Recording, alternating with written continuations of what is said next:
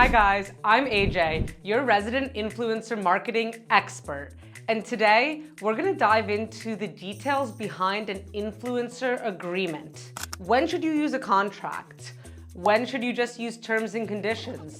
And what are the important features that should be kept in an influencer agreement?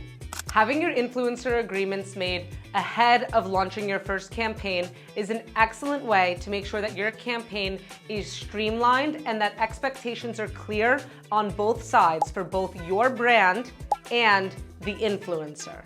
Before we dive in, let's do a quick disclaimer. I am not a lawyer, but I do work with influencers very regularly. So today I'll be sharing examples from real influencer collaborations and real brand contracts and terms and conditions. Influencer agreements and contracts come in all shapes and sizes, just like the actual collaborations. One of the most common questions that I receive from brands is, do I need to use a contract with every influencer that I work with? There's not a clear-cut answer to that question. It is very case dependent for you, your brand, and your collaboration. One thing you might want to remember is for smaller collaborations, gifting only collaborations, or short one-off collaborations, you most likely do not need to use a contract. You can get away with using terms and conditions on your creator brief or outlining the terms and conditions in an email.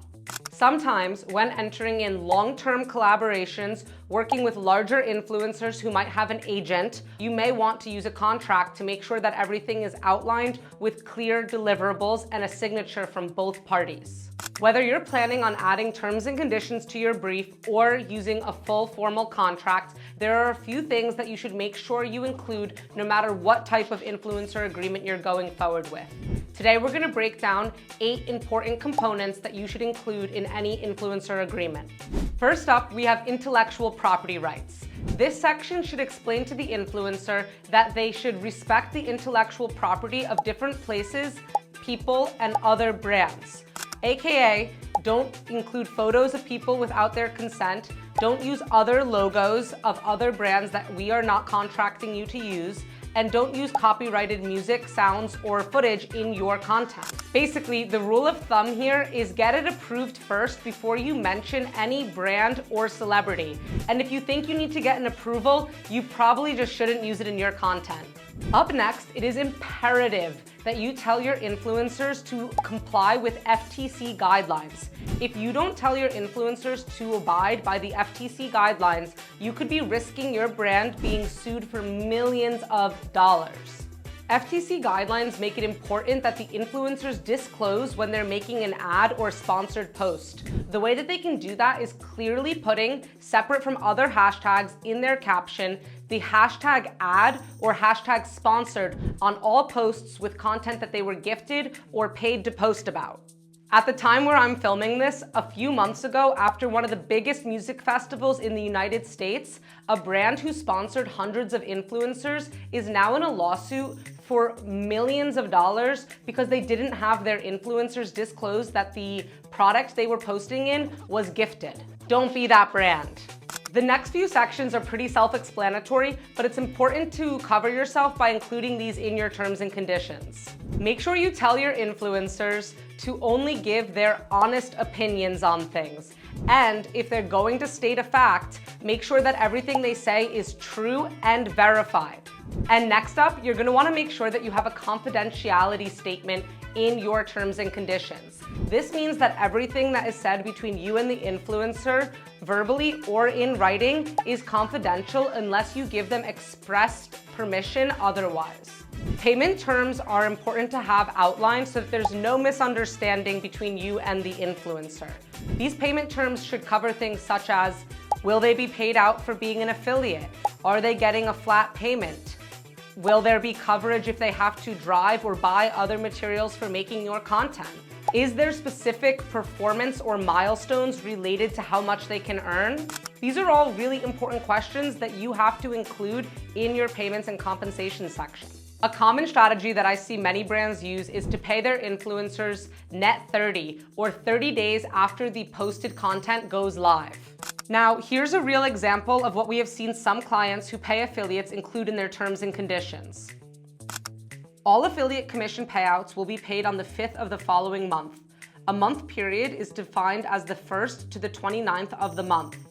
When the 5th of the month falls on a weekend, defined here as a Friday, Saturday, or Sunday, the payout will be paid the following Monday.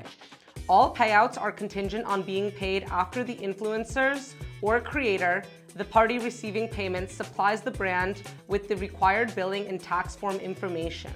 The brand is not responsible for delays in payment if the influencer delays the process by not providing the required payment information, including banking information, billing information, and tax form information. Another important section that you're not going to want to miss is content usage rights. So, can you repost the influencer's content? Can you use it in paid ads? Can you repost it on your own social media? This is very important to disclose to the influencers. It's not always necessary to own the influencer's content. Sometimes in your terms and conditions, you may just want the right to reuse it for a period of time. Often, if you want to own their content, it's going to be a premium price and the influencer may have an additional charge in order for you to own their content indefinitely.